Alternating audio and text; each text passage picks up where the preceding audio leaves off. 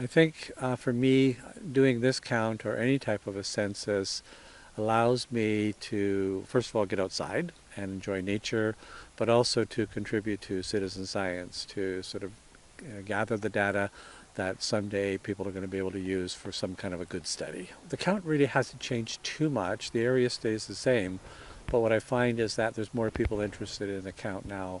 There's a lot of enthusiasm and people are excited about getting out and enjoying nature.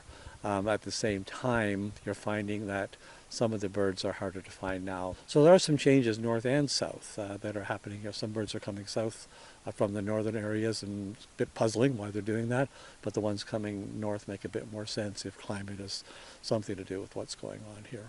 It's a cold time of year and it gets dreary, and it's kind of nice to go out and see the birds and hear the birds and do it with a purpose in mind. I think one of the things that citizen science does is in the past, when you wanted to do a research project, let's say we wanted to do a Christmas bird count, if you were a consultant or a government agency, you would have to hire people to go out and try to do that. And that would cost like millions of dollars.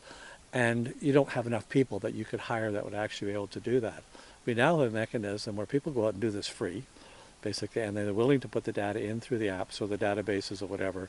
And so you get much more data and you get much higher quality data, I think, when you do that over a much, much broader area. So you could do a little study here if you were using only consultants and paid researchers, whereas you can take all of Canada and do the same thing in a 2-week period like the Christmas bird count.